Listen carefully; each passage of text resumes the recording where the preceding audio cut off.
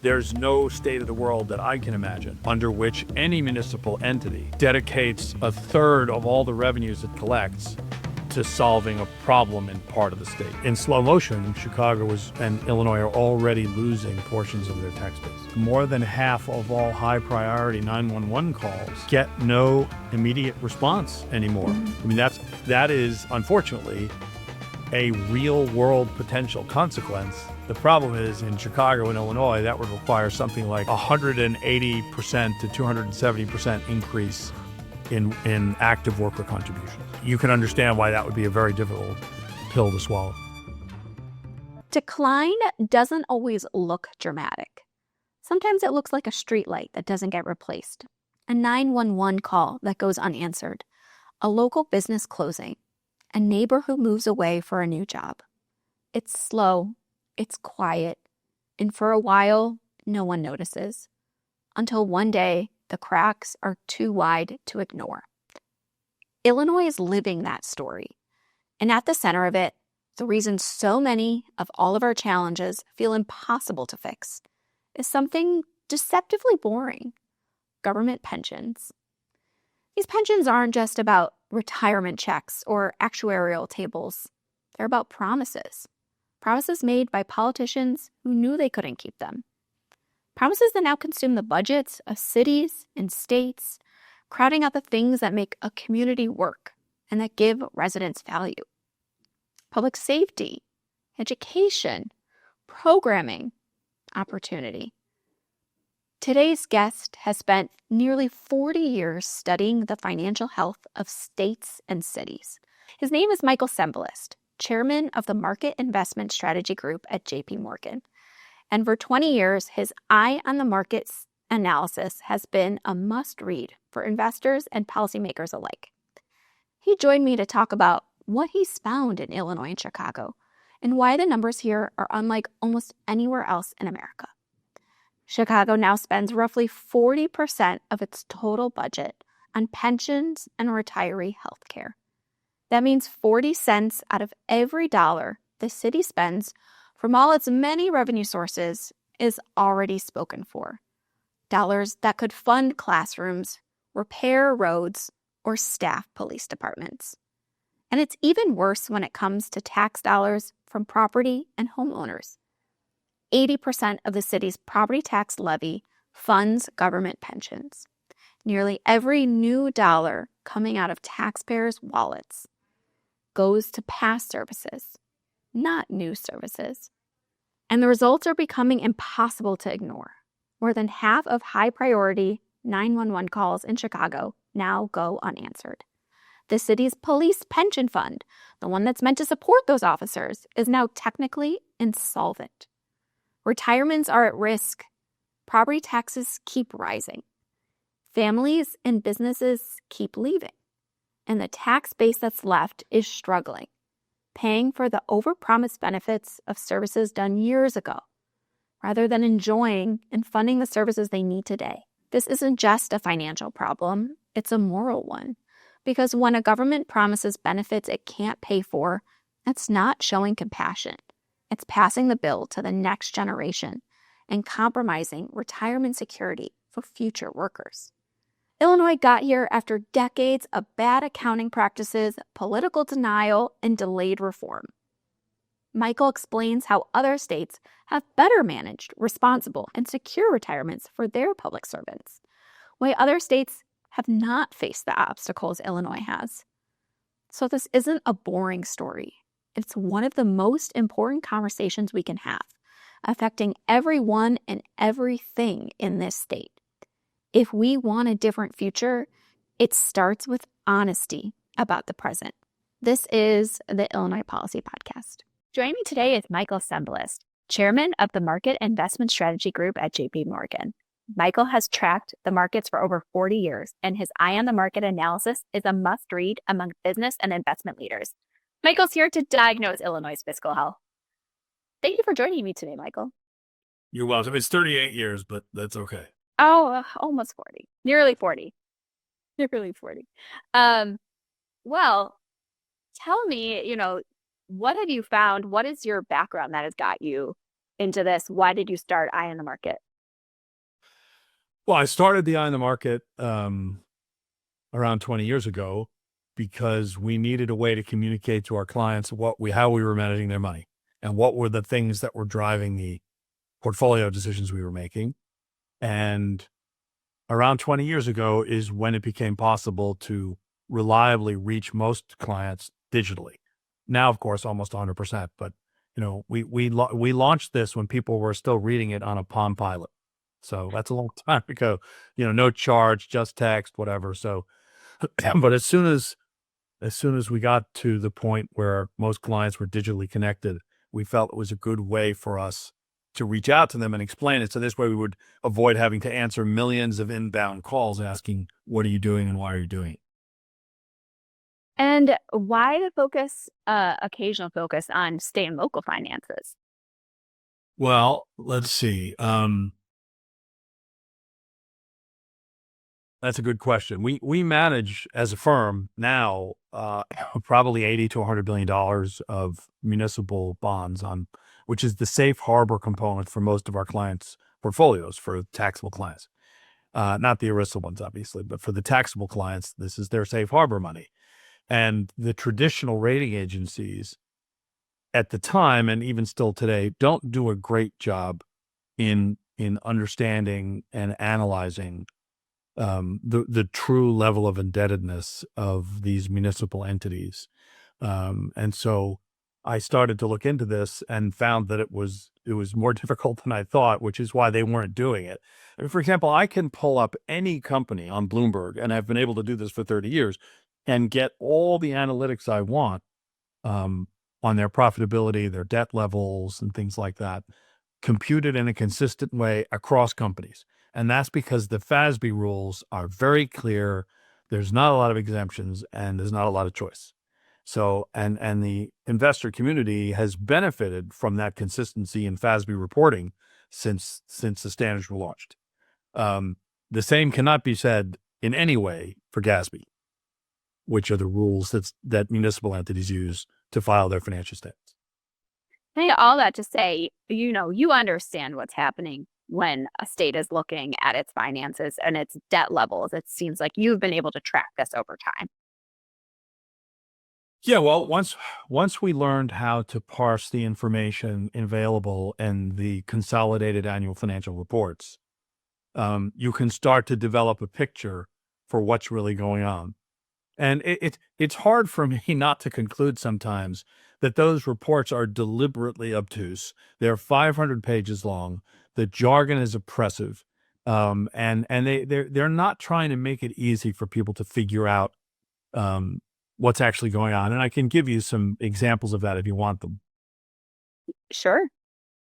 Well, one of the things that's most maddening and remarkable about this is the elephant in the room are the long-term liabilities of these municipal entities, whether they're pension related or whether they're OPEB related, meaning, retiree healthcare, other post-employment benefits. And nowhere in any of the thousands of pages that a multi-employer or single employer plan will release actually has the year-by-year projection of what those liabilities are. All you get is some secret person has them in some secret place. They take the present value of them at some presumed discount rate, and then they just give you the number. But without knowing the shape and maturity and convexity and all sorts of other information about a liability, particularly ones that are long dated, open plans, it really does restrict your ability to do proper analysis. Particularly since a lot of the states are doing doing this work in very different ways. And so we've developed some workarounds with our pension analytics group so that we can guess at what the shape of those liabilities might look at. But, the GASB reporting is an exercise in exhausting the people who read the reports. I think that's a perfect transition then to talk about what you guys found, because for many people, when they hear about pensions or debt, it's kind of like, la, la, la, like eyes glaze over. However, the numbers really are quite interesting and I think telling and maybe even scary. So tell us what you have found about Chicago and Illinois specifically. Sure. And let me just make one more thing as a general point. The The reason why we look at this, when we first started doing all this work on underfunded pensions and retiree healthcare, some of the clients said, well, wait a minute, you're investing my money in general obligation bonds.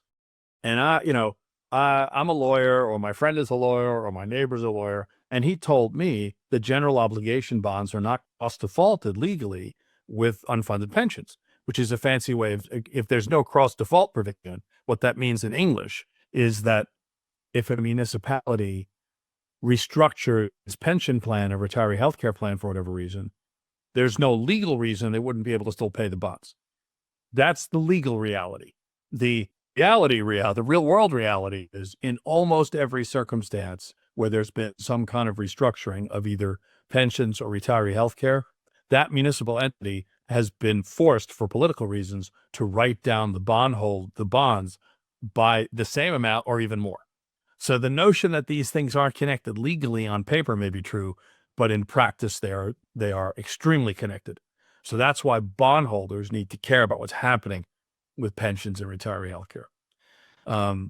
And then, so the notion is, let's go and figure out the total level of real indebtedness by looking at both the general obligation bonds, underfunded pensions, underfunded retiree healthcare, and then look at that relative to the resources of each municipality by looking at its revenues that can be used to repay these obligations. Some revenues are not available. They're not general purpose revenues.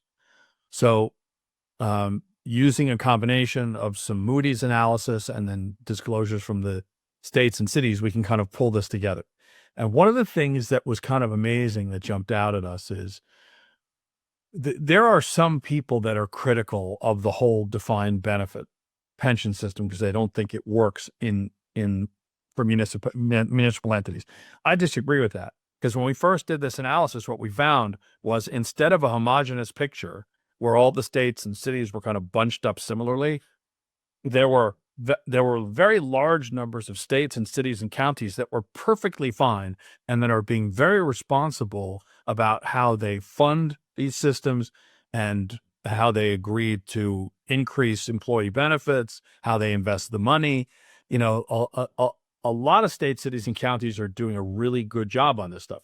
And then there's a few outliers, primary among them places like Chicago, Cook County, and the state of Illinois, that have no discipline at all around this process and have created a giant mess. So that was clear from the very first report we did in 2014, and very little has changed since then. When you say places are doing it well, what do you mean is the difference between those places and what is happening in Illinois and Chicago? Sure. I mean, so our basic metric is this ratio, which is what are the unfunded obligations that you have, and plus the interest on your debt divided by your revenues available to pay them.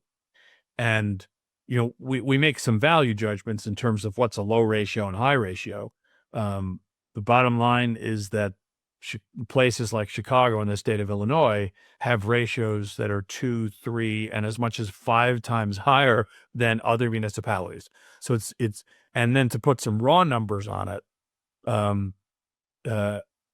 something like 35% of all of the revenues accruing to the entire city of Chicago would be needed just to deal with to fully deal over 30 years to meet all of its pension and retiree healthcare obligations. I mean, and that is a non-starter from a political perspective. So you start getting numbers that you just look at them and you realize there's no state of the world that I can imagine under which any municipal entity dedicates a third of all the revenues it collects to solving a problem in part of the state or city. So the number doesn't work. When you're saying revenue, that means like it's property tax money, it's fees, it's fines, it's income tax, like all the ways that basically all payers on the hook. Right. All of the different revenue streams. There can be royalties. Like every entity has a different combination of tax revenue, but all of the royalties and taxes available to support general obligation debt is what we're looking at. And we're normalizing everything across states. So every single time there's something that states and cities do differently, we pick one approach and then recompute everybody's numbers on a standard basis. I guess, I mean, you said there's no political reality where this could come to fruition. I mean, is this sustainable? What does Chicago do in your Well, I mean, the good thing the good thing about open plans is that you constantly have new people joining, and you can continue to take their premiums and contributions and use those to pay current obligations. So really poorly funded plans can limp along for a really long time. So the question of when you hit the wall and actually would have to restructure the plan in some way, that typically is something that's far in the future. What tends to happen sooner, and in some ways is more important, is because the numbers are so high, the city and the state has to continue to dedicate more and more of its revenues to this issue, which means by default, they're either raising taxes more quickly than neighboring states and cities, and or they are cutting expenditures on other public services. And so that's the challenge. So for example, when we talked about Chicago, I'm just looking at the chart here. Our numbers show that Chicago would have to dedicate something like 37% of its revenue to solve all these problems, even over a 30-year amortization period. Chicago is currently spending around 32%. So Chicago is doing a lot of the heavy lifting. So the concern you have about the city of Chicago is, and that's why when we wrote about this, we coupled it with a section on the crime issue in Chicago, is having to dedicate a third of revenue collections to dealing with some of these pension issues is depriving the citizens of the municipality spending that might otherwise be taking place on other things related to infrastructure, job retraining, capital projects, etc. Put on your prognosis hat. What happens given the current environment? Now Chicago does something like it adds more, it makes the benefits even more attractive. It makes the debt even worse. And what happens if a downturn happens? Right. Well, if you look back, and I've written several different updates over the years of this Ark and the Covenants project. If you look back at some of the plans that got into the most trouble over time, they were plans that at peaks in the equity market ramped up payouts to plan participants. And then, of course, you have a market downturn, and then you end up with this wedge where you're kind of having to chase it. It's no secret in the investment community that the most aggressive pools of capital that you can find are the investment plans of largely underfunded states and cities in the United States. Because their asset liability gap is so big, they have no choice when investing the money to kind of really take as much risk in private equity and venture and biotech or whatever that they can, because they're trying to close that gap. So doing things that make the mismatch between assets and liabilities worse, it tends to be a fuse that gets worse over time. And again, just to reiterate, because I want to make this point very clearly, large numbers, well over the majority of states and cities are very responsible in terms of how they manage the triumvirate of their investments and their obligations and the structure of the plan. You were talking a little bit about what happens when essentially need to fund debt crowds out spending on services. So what lessons should other states and cities be making based on what Illinois and Chicago have done? Well, I mean, I think Illinois, Chicago, Pennsylvania, Connecticut, and California, places like that, have been the poster children for how not to do this for a really long time. And I would imagine, I've never attended one, but there is a NASBO meeting. I mean, there are meetings of the state legislatures, pension people. I don't think it's any secret to them that they're all going to try to do whatever they possibly can not to end up in the same boat.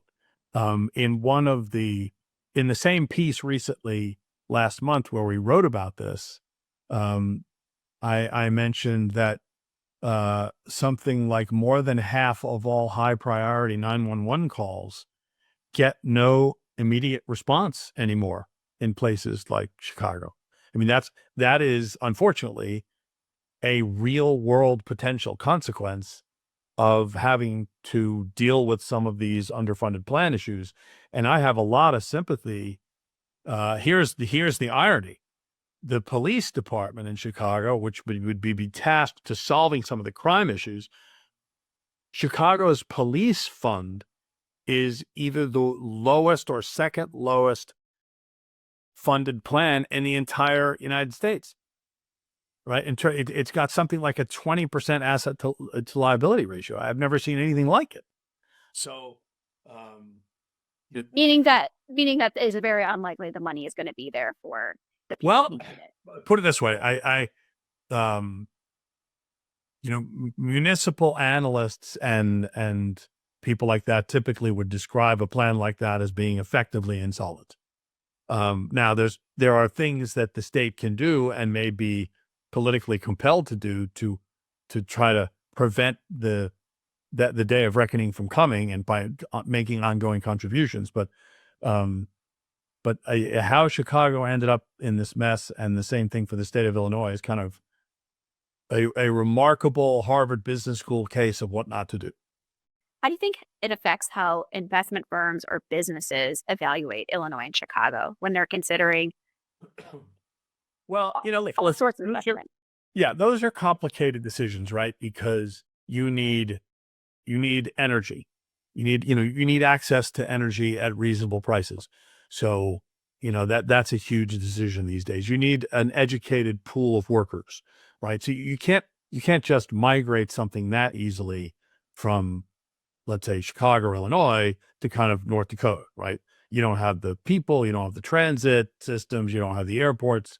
Um, but when you look at how quickly places like Boise, and Salt Lake and places like that are growing, um, th- there are certainly examples of companies and communities that are moving from one state to another pretty quickly.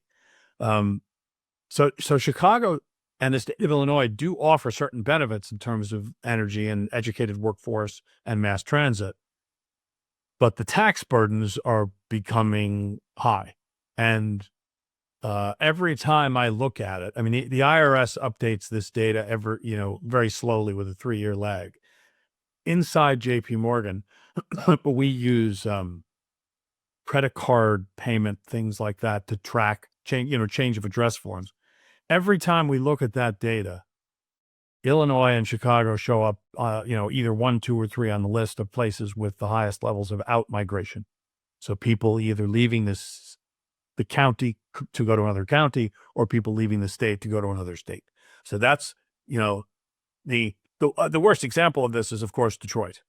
Not the state of Michigan, but Detroit. When the auto industry met its doom, at one point the big 3 automakers had 85% market share in the U.S., and as that eventually fell to something in the low 30s, the tax base of Detroit and the population left, and then you ended up with a restructuring.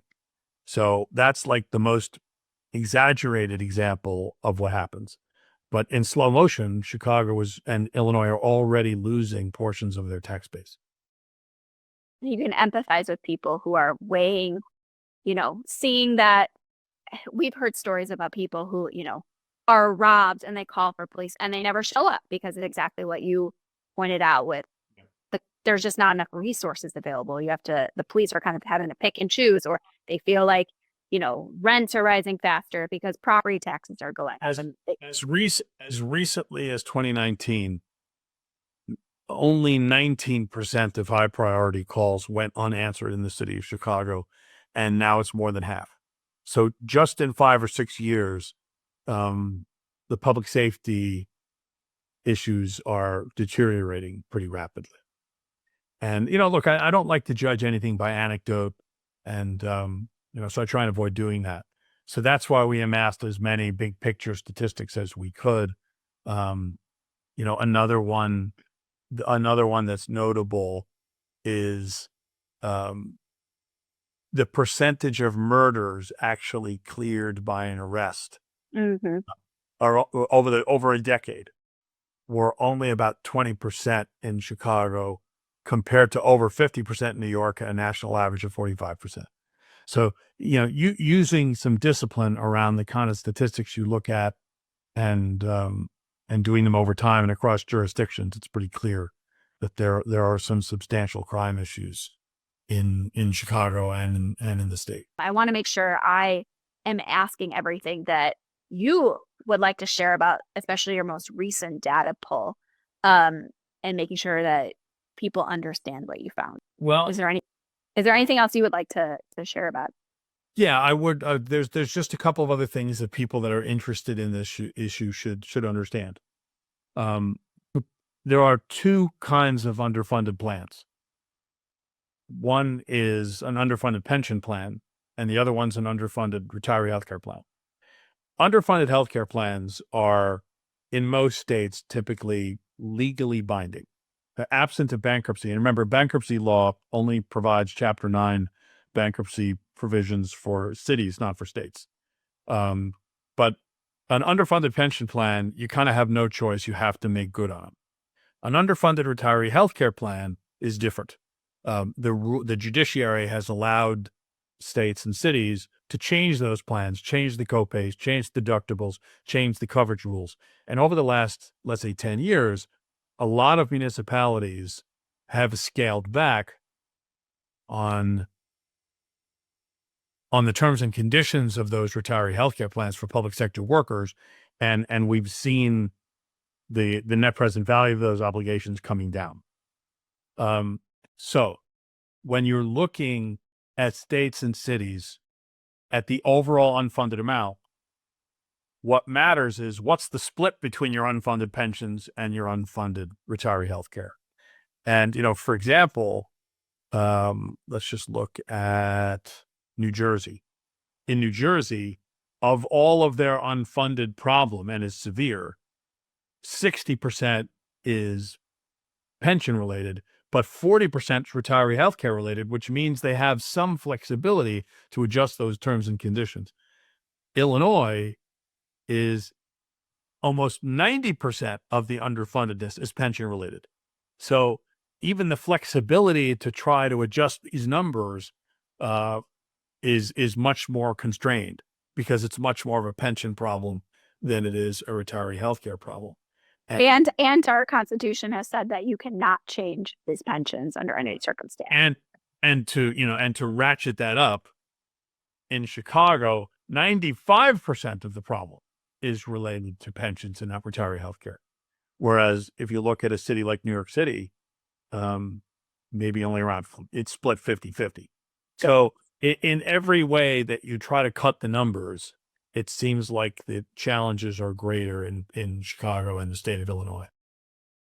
I want to hear you also explain that what we're currently doing isn't even enough to fully solve the problem, right? Like the city and the state must get more.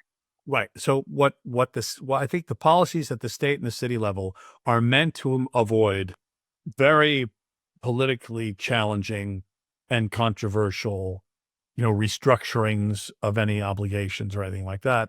But the funding ratios of these plans are going to remain extremely low, and they're going to have to continue to rob Peter to pay Paul and shift spending and taxation towards this system and away from other things. So I think that's what we're looking at here over the next, at least the next 7 to 10 years.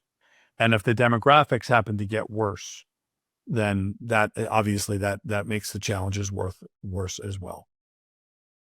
How about the numbers for if the city or the state decided to ramp up?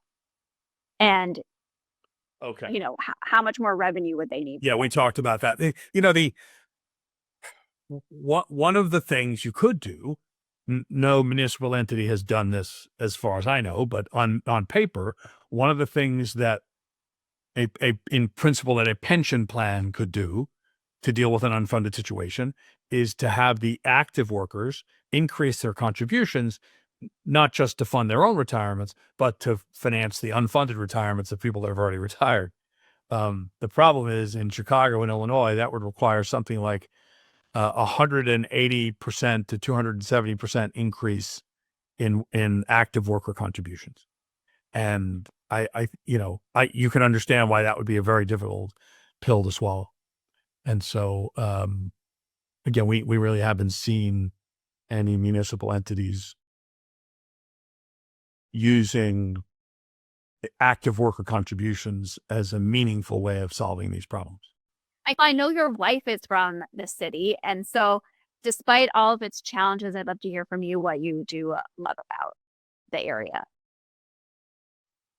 Well, one thing is for sure, which is that the city of Chicago probably makes as good use of its waterfront as any city in the world. Certainly, much better than New York City, where all you can really do is walk to the edge of a pier and watch garbage floating by. What the city has done in terms of access and use, municipal use by citizens of Lake Michigan is fantastic. And the maintenance of the other waterways. And so if I had to pick something, and it's not easy to do, but that's the thing that I admire most about the city of Chicago. Fantastic. All right. Well, thank you so much for taking the time to join today and for sharing your expertise and your latest research. You're welcome. Nice to see you.